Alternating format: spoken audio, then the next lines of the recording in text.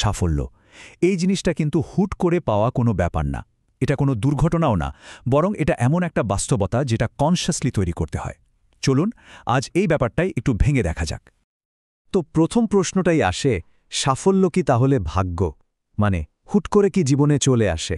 এই প্রশ্নটা দিয়ে শুরু করা যাক, কারণ এর উত্তরটা কিন্তু আমাদের অনেকের ধারণাকেই বদলে দিতে পারে। এক কথায় উত্তর, একদমই না। সাফল্য কোনো লটারির টিকিট না যে লেগে গেল। এর পেছনে একটা সলিড কাঠামো আছে, একটা সিস্টেম কাজ করে। তাহলে প্রশ্ন হলো, কি সেই ভিত্তি? কিসের উপর দাঁড়িয়ে আছে এই সাফল্য? আসলে পুরোটাই নির্ভর করে আমাদের ভেতরের কয়েকটা নির্দিষ্ট গুণের ওপর।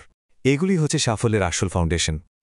আর এই ফাউন্ডেশনটা দাঁড়িয়ে আছে বলতে পারেন 3টে পিলারের উপর। কি সেই 3টে পিলার? ইচ্ছাশক্তি, প্রতিশ্রুতি আর শৃঙ্খলা। জীবনে বড় কিছু অর্জন করা হোক বা মনের শান্তি, এই 3টে জিনিস ছাড়া কিন্তু এগোনো প্রায় অসম্ভব। আচ্ছা, তাহলে চলুন এই 3টা পিলারকে, ইচ্ছাশক্তি, প্রতিশ্রুতি আর শৃঙ্খলা, একটু ভেঙে দেখি। প্রত্যেকটা আসলে কি আর কিভাবে কাজ করে সেটা বুঝতে পারলেই কিন্তু পুরো ব্যাপারটা পরিষ্কার হয়ে যাবে। প্রথমে আসি ইচ্ছাশক্তির কথায়। এটা কি? এটা হলো আমাদের ভেতরের সেই ইঞ্জিনটা যেটা আমাদের স্বপ্ন বা লক্ষ্যগুলোর দিকে ঠেলে নিয়ে যায়। সাফল্য বলুন বা মানসিক শান্তি, সবকিছু শুরু কিন্তু এই ইচ্ছাশক্তি দিয়েই। এরপর আসছে প্রতিশ্রুতি বা কমিটমেন্ট।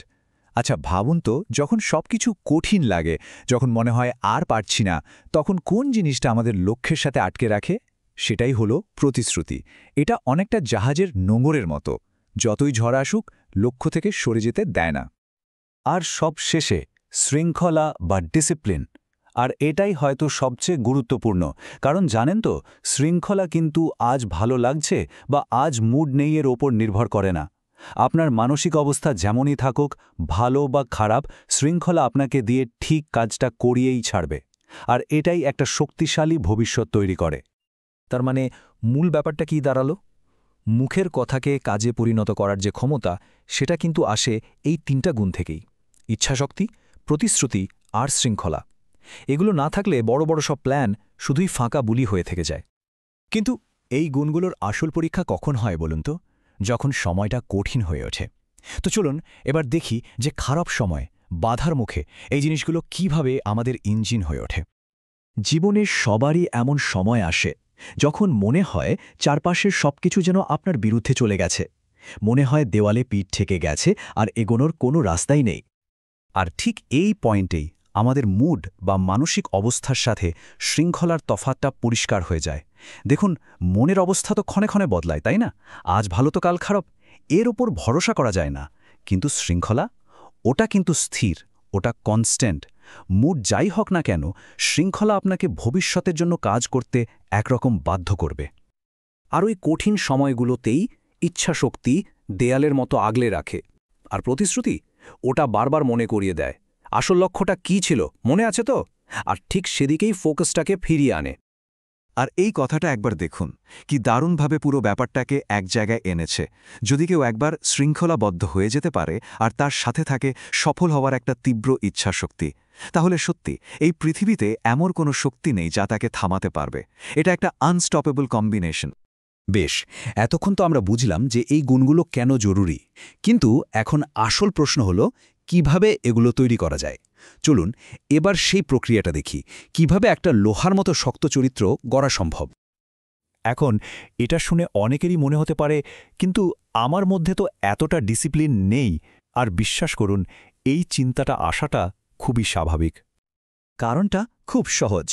চরিত্র জিনিসটা একদিনে তৈরি হয় না। এটা রাতারাতি ঘটে যাওয়া কোনো ম্যাজিক নয়, এটা একটা লম্বা প্রসেস। তাই শুরুতেই পারফেক্ট হতে হবে এমন কোনো কথা নেই।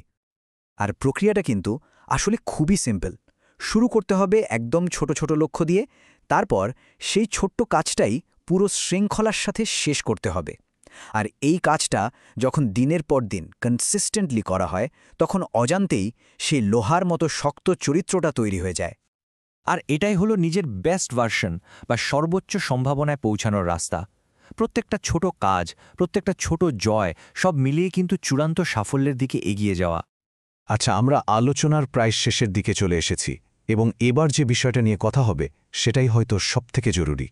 জীবনের সবচেয়ে বড় যুদ্ধটা আসলে কার সাথে? এই কথাটা সব সময় মনে রাখতে হবে। সবচেয়ে বড় যুদ্ধটা বাইরের কারো সাথে না, এই যুদ্ধটা হয় নিজের সাথেই। নিজের ভেতরের আলস্য, ভয় আর হাজারো অজুহাতের বিরুদ্ধে লড়াই। আর এর মানেটা কি দাঁড়ায়? যেদিন কেউ এই ভেতরের যুদ্ধটা জিতে যায়, মানে নিজেকে জয় করে ফেলে, সেদিন বাইরের কোনো বাধাই আর তার কাছে বাধা বলে মনে হয় না, কোনো কিছুই তাকে আর আটকাতে পারে না। তাই বাইরের দুনিয়া জয় করার আগে আসল প্রশ্নটা হলো, নিজের ভেতরের জগৎটাকে জয় করার জন্য কি আমরা প্রস্তুত? একবার শুধু ভাবুন, এই ভেতরের শক্তিকে জয় করতে পারলে সেটা কতটা বিশাল হতে পারে।